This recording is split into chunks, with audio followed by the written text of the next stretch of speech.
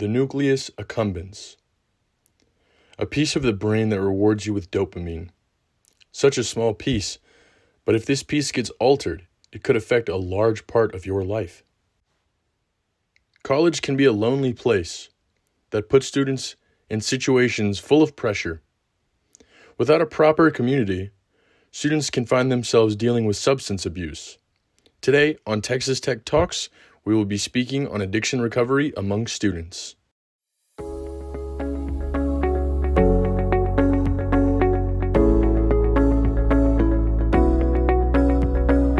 You are now listening to Texas Tech Talks. I'm your host, Fernando Cruz.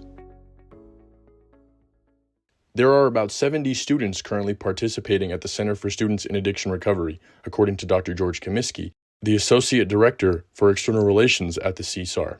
These students are looking to continue their recovery with help from an on-campus community. To learn more about the history of the Center for Students in Addiction Recovery, I spoke to Dr. Comiskey.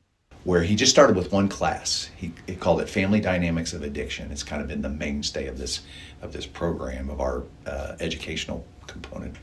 40, 60 students, that ought to be a good number. Over the summer, he kept getting contacted by people from advising and from the different places that, like assign rooms and things, because, it went from 40, or I think it started at 40, 60, 80, and then he capped it at 120. Dr. Comiskey also explained to me the requirements of a student in the program. But they can get into us with a GED, right? They don't have to have a high school diploma. But then once they get here, they have to prove themselves. That's the challenge.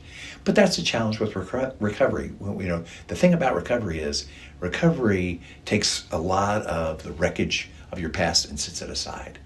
I also spoke with Dr. Buddy Gerber, and he gave me some insight on the difficulties that students battling with addiction face while in college. And you come to college, and what's going on at college? Lots of parties, right? And so how do you navigate just the normal stress of college, along with the stress of how am I going to have the college experience and not be able to go do those things? Dr. Gerber also explained the stigmas around addiction and the change that the Center for Students in Addiction Recovery aims to make in people's lives. The doors aren't open to them very well. And so we help open those doors. We help open those doors and let them get back to college. We've got students that have been just, in the depths of hell, that are today lawyers, doctors, business people, teachers, therapists.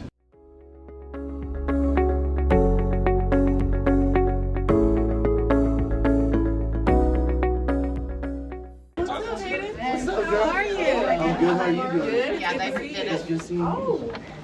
They put the roll on. It is nice,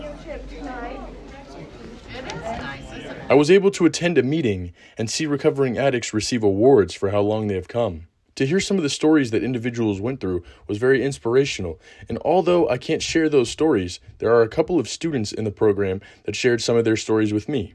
To get a look at what recovery looks like for a student, I spoke with Eloy Ochoa, a senior computer engineering major from San Antonio. He has spent the past 4 semesters with the community at the CSAR. Ochoa spoke about the importance of an organization for recovering students. The Association of Students About Service, or ASAS, focuses on holding events by students, for students, and sometimes others in the community. ASAS, the organization that's a part of the center that puts on things like the tailgates and stuff, gives you a lot of opportunity for service. So it's all about service events, and that's a big part in recovery too, is being a service. I asked Ochoa if he would like to say anything to a student that might be nervous thinking about going into recovery. Ain't nothing to be nervous about. You know what I mean?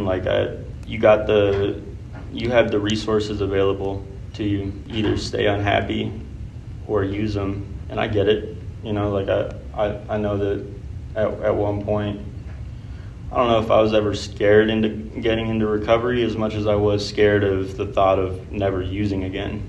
I spoke to Maria Lops as well, a senior psychology major from Lubbock that has spent the last 4 semesters at the CSAR. She explained that addiction isn't just substance abuse, but there are also process addictions as well. I feel like a lot of people forget that under that umbrella term, process addictions, Like, so eating disorders, self-harm, things like that do fall under that. And I know that I've been doing some research. There's a lot of like disordered eating and eating disorders on campuses. And so I think that people hear addiction and they think, well, that's not for me because I'm not an addict. If you find yourself battling with addiction recovery, you are not alone. There are national hotlines to call for many different addictions. As for resources at Texas Tech, visit the Center for Students in Addiction Recovery website or visit them directly, located between the College of Human Sciences and the Nutritional Science Building. Tell everyone you know, please come by. We always have fresh coffee. We love to see friendly faces. There are lots of students who just come hang out here because it's a cool vibe, and it's okay that they're not like one of us. We're not like weird and cliquey. I'm Fernando Cruz. Thanks for listening to this week's Texas Tech Talks. Signing out in Lubbock.